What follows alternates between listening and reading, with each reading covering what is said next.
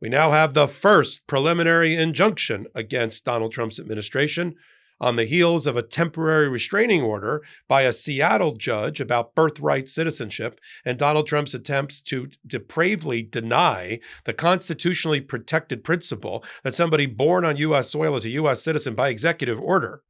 Judge Deborah Boardman, a Biden appointee in Maryland, has issued a preliminary injunction, nationwide injunction, about Donald Trump's ability to have his administration look children and babies in the eye and tell them they are not U.S. citizens. Let me read to you from some of the language that Judge Boardman used in her courtroom during the hearing.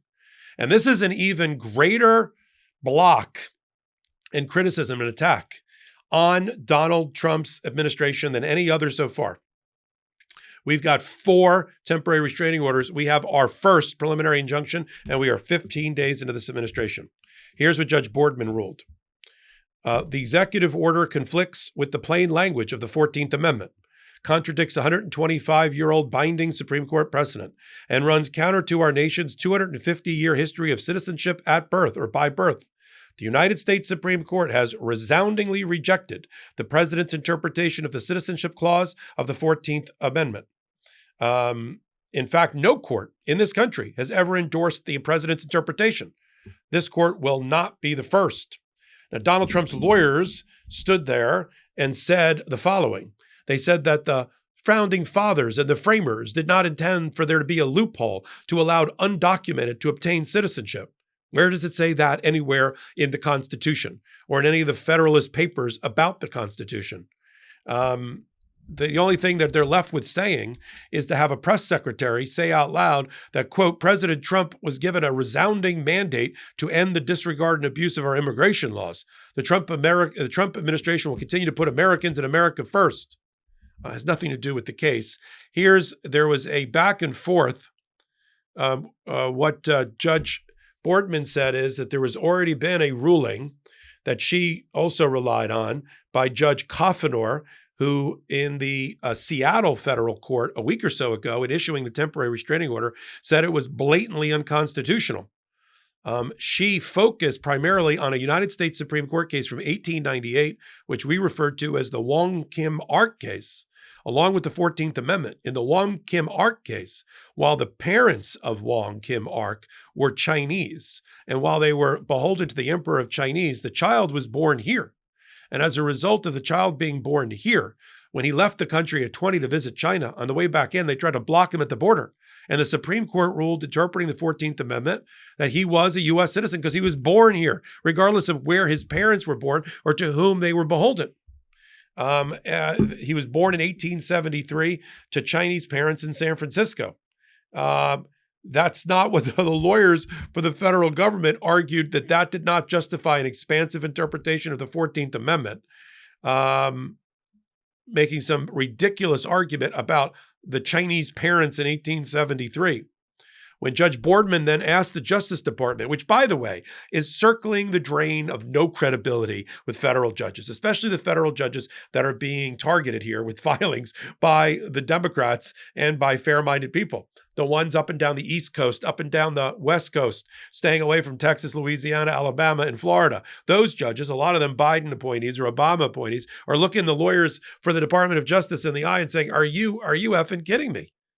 This is blatantly unconstitutional. Judge Boardman asked the Justice Department lawyer to name any case, one case, I'll take one case, that bolstered their argument that the 14th Amendment is interpreted the way they say it to be interpreted, to deny birthright citizenship to these children and these babies. And by the end of the hearing, she made clear that they have a tremendous obstacle, and that's why she's entered the preliminary injunction. She said in her ruling, virtually every baby born on U.S. soil is a U.S. citizen upon birth. That is the law and tradition of our country. That law and tradition and will remain the status quo pending the resolution of this case, meaning at the end. One of the plaintiffs had standing. One of the plaintiffs was the Asylum Seeker Advocacy Project. It has members in every state, including hundreds of pregnant women right now who are about to give birth. Donald Trump's executive order would have denied anybody 30 days after the order was signed, so we're already almost in that jackpot period, deny them citizenship. She said her ruling from the bench will be followed by a written order that will be explaining her reasoning related to that. There are 9 different federal lawsuits challenging that particular executive order, which we already have the first TRO.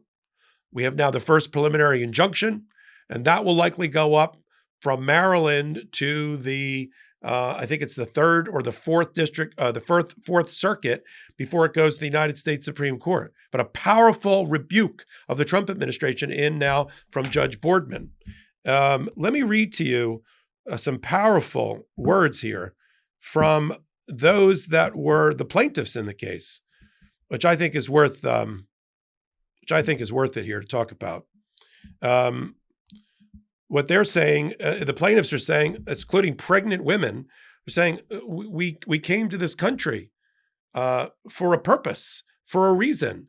We're here either trying to get our immigration status resolved, but our children are Americans. They are the future. This is what, in a statement on board, one of the pregnant plaintiffs who identified herself by the pseudonym Trinidad, which has been reported in the WashPo, she said, "All I have wanted is to focus on my baby being born healthy and safe. But instead, even though my baby will be born in the U.S., I have been worried that they will be denied a right that is guaranteed under the Constitution, the right to be a U.S. citizen. This ruling will give mothers like me a bit of temporary relief as we navigate pregnancy and the uncertain futures for our babies." I mean, that might have been written by a lawyer, but it's a powerful statement from somebody who's affected directly and their children directly by this executive order. So we have 2 weeks ago, the TRO by Judge Kofnor. We've got the new order here, which is bigger than that order, a preliminary injunction. So let's do the math. 32 cases have been filed against the Trump administration. We already have 4 temporary restraining orders concerning birthright citizenship, federal funding, and transgender prisoners in jail, and now a first preliminary injunction. And we're only 15 days into this administration. I'm going to cover it all. You're here on Legal AF on this particular YouTube channel. Take a minute, help us continue to grow this channel. You see how important it is to be at the intersection of law and politics. This is moving fast and furious. This administration is in chaos and in shambles, as is the Department of Justice's own credibility. The only thing they own, the only thing you have as a lawyer is your credibility, and it's gone. It is gone. And they've shot it all in just 15 days. Pace yourself, Trump and Department of Justice. You got another, 4 years minus 15 days to go. I'll cover it all right here on Legal AF. I'm Michael Popok. In collaboration with the Midas Touch Network, we just launched the Legal AF YouTube channel. Help us build this pro-democracy channel where I'll be curating the top stories at the intersection of law and politics. Go to YouTube now and free subscribe at Legal AF MTN. That's at Legal AF MTN.